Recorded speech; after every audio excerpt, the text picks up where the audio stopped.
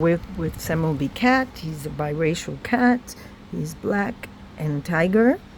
And I want to address the Brits on the Beach, as somebody brilliantly named it, or Love is Blind UK.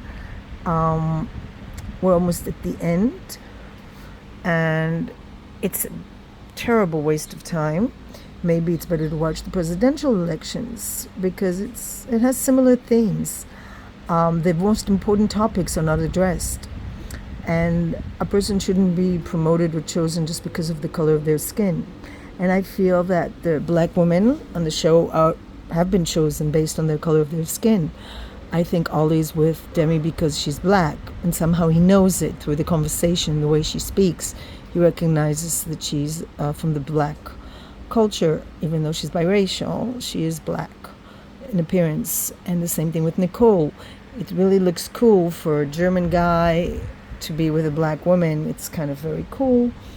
Of course, they're not dealing with the whole issue of what it means to be a dark-skinned person in Europe today, in Britain. It's not that easy, or in America, as a matter of fact, or anywhere. I feel like it's definitely an issue that should be addressed. And other issue is pets. I've seen in other Love is Blind, like Mexico, that people don't discuss their dogs.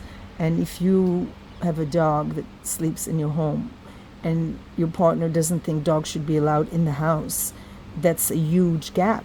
And you're never going to bridge that gap. You should agree on pets. You should agree on children. You should agree on politics. And you should agree on ethnicity. If a woman is, okay, so we have this Maria, which is, I've never heard of a Muslim woman called Maria, and I live in the Middle East on and off, all my life, on and off. And I've never heard of her Maria. Maria, when somebody is called Maria, I know she's maybe an Arab that's Christian, but definitely never ever Muslim. So I wonder why they called her Maria. And I'm really happy she's part of the Muslim culture, but you have to know that Morocco is very different. They're much more liberal. It's a wonderful culture, wonderful food, wonderful people. And I don't think they're extreme as other Muslim people around the world. And so it's really odd. She sleeps with the man the first time she sees him, right, on the honeymoon, has no problem with that. But then she instructs him how to deal with her family, not to show public affection, displays of public affection. That's a no-no, but she has no problem sleeping with a man, even though in her culture there's honor killing, which means her brother or father could kill her for disobeying the rules of society, very strict rules of not dating, not having sex before marriage. That's not a problem, but if he holds her hand, that's going to be a problem.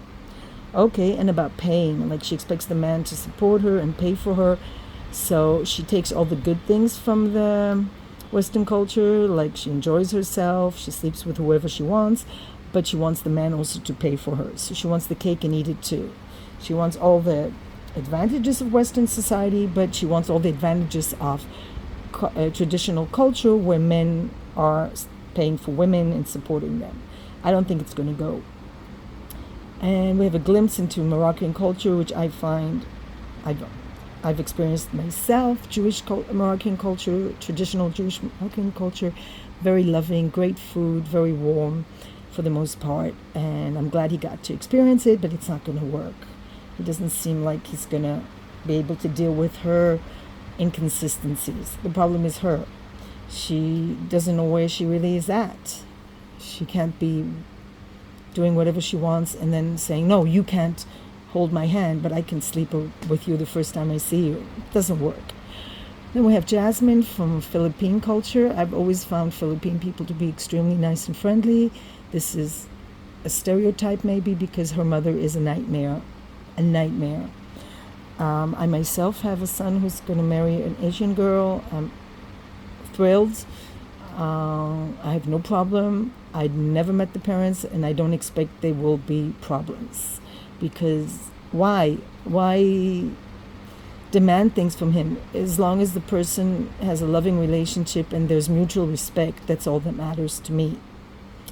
That's what I have to say on on that matter. So it's very sad representation of Philippine people, which is completely not what I see or experienced ever.